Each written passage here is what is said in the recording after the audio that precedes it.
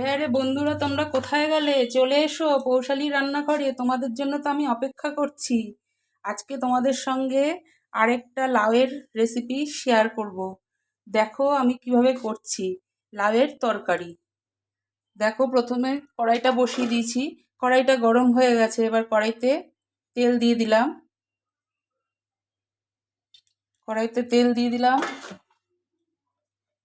একটু রিফাইন, একটু সর্ষের তেল মিশিয়ে দিলাম। এবার তেলটা গরম হলে তার মধ্যে সব কিছু আমি এক এক করে দেব। দেখো তেলটা গরম হয়ে গেছে। এবার আমি সবার প্রথমে দিচ্ছি গোটা জিরে, একটা শুকনো লঙ্কা ফাটিয়ে, একটা তেজপাতা, একটু হিং দিলাম। এবার আমি গ্যাসটাকে সিম করে একটু নাড়াচাড়া করে আমি আগে আলু একটু সেদ্ধ করে রেখেছি অল্প, সেই আলুটা দিয়ে দিচ্ছি। আলুটা ভাজা ভাজা হলে তারপরে আমি লাউগুলো দেব।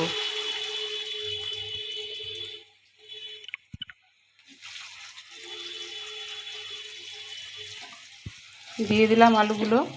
এবার আলুগুলো ভাজা ভাজা হবে।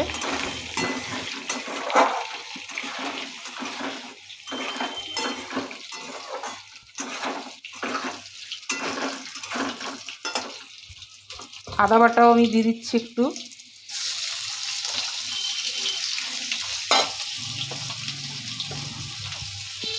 এই যে আদা বাটাটা দিয়ে দিলাম।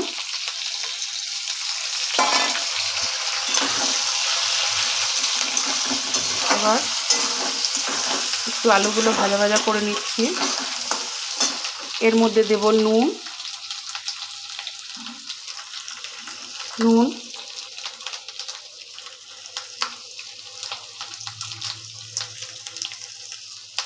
হলুদ,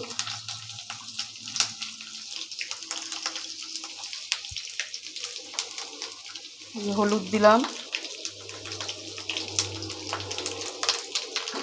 এবার আলুগুলো ভাজা ভাজা করব। আলুগুলো আমার ভাজা ভাজা হয়ে এসছে। এবার আমি লাউগুলো দিয়ে দেব। লাউগুলো দিয়েও ভাজা ভাজা করব।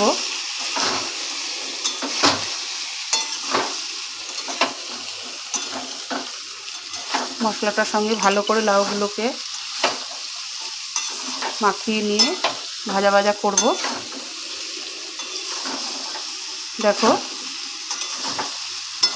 আমি একটু ঢাকা দিয়ে দিচ্ছি, লাউগুলো মজে যাবে তাড়াতাড়ি।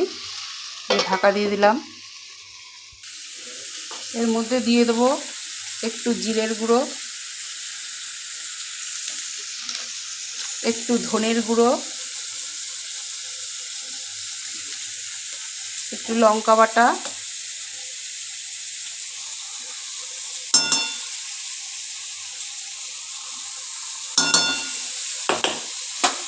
একটু কাশ্মীরি লঙ্কার গুঁড়ো অল্প দেব,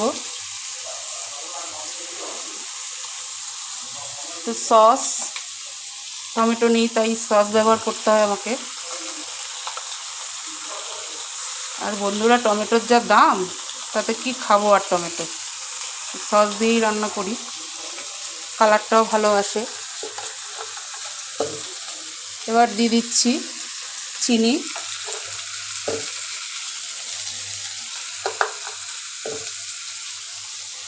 এই যে চিনি দিয়ে দিলাম। এবার আমি ভালো করে কষাবো লাউটাকে, লাউ আর আলুটাকে ভালো করে কষিয়ে নেব।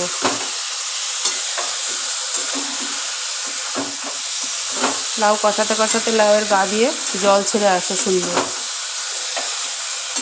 ওতেই অর্ধেক সেদ্ধ হয়ে যায়। এই যে ভালো করে কষিয়ে নিচ্ছি।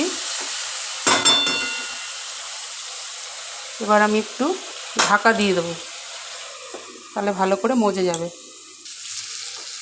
দেখো কষানো হয়ে এসছে। আমি এবার একটু জল ঢেলে দেবো। দেখেছো কি সুন্দর লাল লাল হয়েছে কালারটা।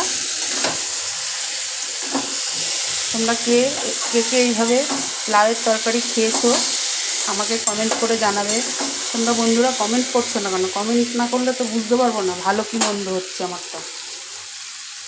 এবার জল দেব। দেখো এবার জল দিয়ে দিলাম। জল দিয়ে দিচ্ছি। এবার একটু মাখা মাখা ঝোল রাখবো, ভাত দিয়ে মেখে খাবো তো একটু মাখা মাখা ঝোল মতন রাখবো। ভাত দিয়ে মেখে খেতে খুব ভালো লাগে।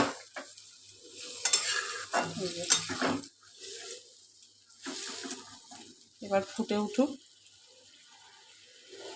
ভালো করে ফুটে উঠলে এগুলো সেদ্ধ হয়ে গেলে তারপরে ধনেপাতা দিয়ে নামিয়ে দেবো।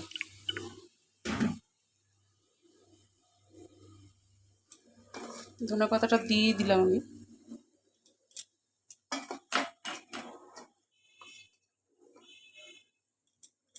ধনেপাতাটা দিয়ে ঢাকা দিয়ে দিলাম। দেখো ঝোলটা শুকিয়ে এসছে। এবার আমি গ্যাসটা অফ করে দেবো। এই যে দেখো লাউগুলো সেদ্ধ হয়ে এসছে, ঝোলটাও টেনে এসছে অনেকটা। এবার আমি গ্যাসটাকে অফ করে দেবো। ভিডিওটা এখানেই শেষ করলাম।